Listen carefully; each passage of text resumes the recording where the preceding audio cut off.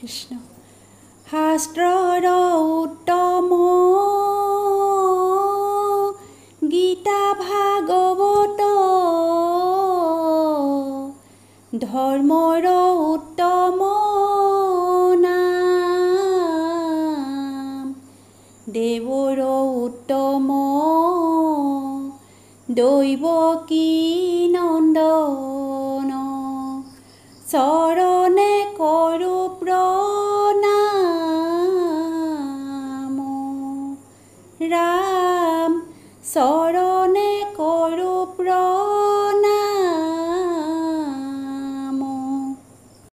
কৃষ্ণ বৈকুণ্ঠত ভাগৱত স্থাপন কৰি প্ৰসাদ শৰাইখন আগ কৰি ধূপ ধূনা অৰিহণা আৰু গুৱা পাণ বন্তি গছি জ্বলাই আমি লওঁ হৰিনাম ৰাম ৰাম বৈকুণ্ঠত ভাগৱত স্থাপন কৰি প্ৰসাদ শৰাইখন আগ কৰি ধূপ ধূনা অৰিহণা আৰু গুৱা পাণ বন্তি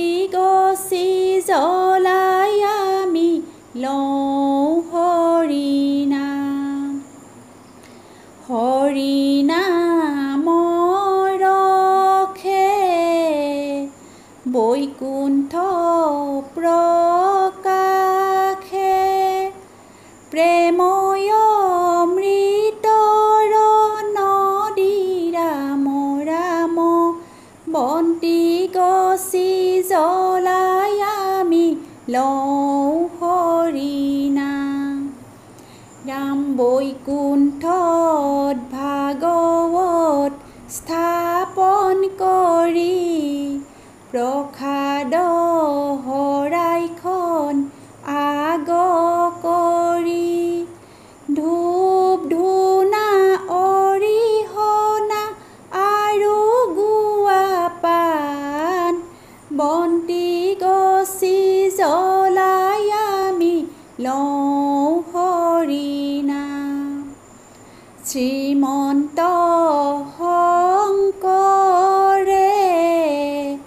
পাৰ ভাঙি দিলে বহে ব্ৰহ্মাণ্ডক ভেদি ৰাম ৰাম বন্তি গছি জ্বলাই আমি লওঁ হৰিনাম ৰাম ৰাম বৈকুণ্ঠত ভাগৱত স্থাপন কৰি প্ৰসাদ শৰাইখন আগ কৰি ধূপ ধূনা অৰিহণা আৰু গুৱা পাণ বন্তি গছি জ্বলাই আমি লওঁ হৰিনাম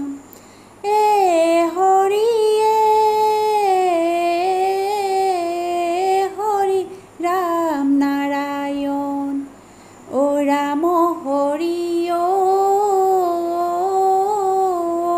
হৰি ৰাম নাৰায়ণ বৈকুণ্ঠত ভাগৱত স্থাপন কৰি প্ৰসাদ শৰাইখন আগ কৰি ধূপ ধূনা অৰিহণা আৰু গুৱা পাণ বন্তি গছি জ্বলাই আমি লওঁ হৰিনাম ৰাম বৈকুণ্ঠত ভাগৱত স্থাপন কৰি প্ৰসাদ শৰাইখন আগ কৰি ধূপ ধূনা অৰিহণা আৰু গুৱা পাণ বন্তি গছি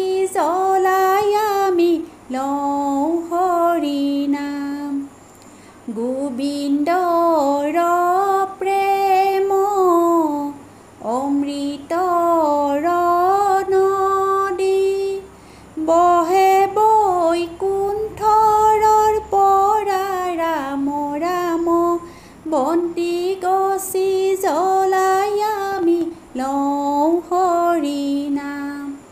ৰাম বৈকুণ্ঠত ভাগৱত স্থাপন কৰি প্ৰসাদ শৰাইখন আগ কৰি ধূপ ধূনা অৰিহণা আৰু গুৱা পাণ বন্তি গছি জ্বলাই আমি লওঁ হৰি নাম।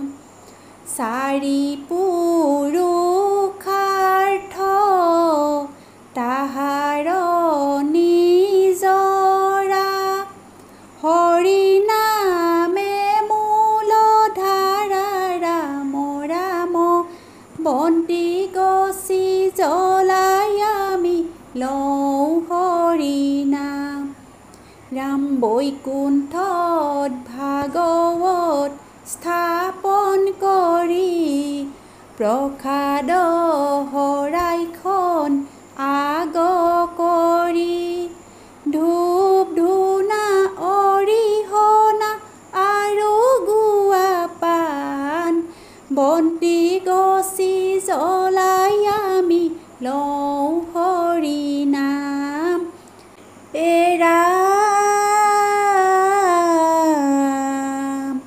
ভাগৱত ভক্তি সেৱাতে মুকুতি কৰ্মতে পৰিত্ৰাণ পাবা।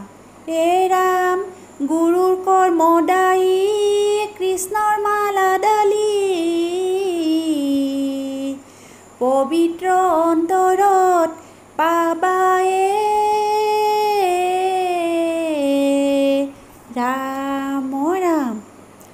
জয় জয় বৈকুণ্ঠৰ ভাগৱত শাস্ত্ৰ তাহাৰ উত্তম ফল হৰি নামে মাত্ৰ।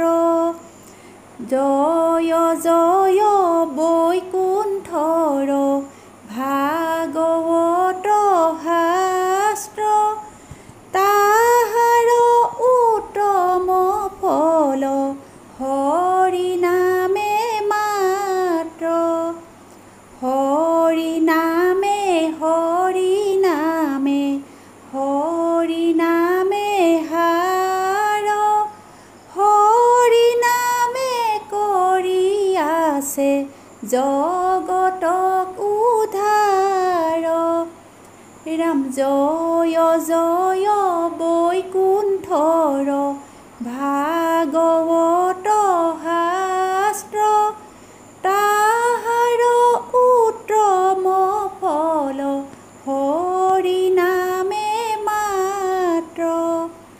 হৰি নামে হৰি নামে হৰি নামে গতি হৰি নামে ভকতৰ কেৱল ভকতি। ৰাম জয় জয় বৈকুণ্ঠৰ ভাগৱত শাস্ত্ৰ তাহাৰ উত্তম ফল হৰি নামে মাত্ৰ। তাহাৰ উত্তম ফল হৰি নামে মাত্ৰ। ৰাম জয় হৰি কিয়ে জয় জয় হৰি গোপাল গোবিন্দ ৰাম কৃষ্ণ। নামভাগি ভাল পালে লাইক কমেণ্ট শ্বেয়াৰ আৰু ছাবস্ক্ৰাইব কৰি চেনেলটি আগুৱাই যোৱাত সহায় কৰিব বুলি আশা ৰাখিলোঁ। ধন্যবাদ।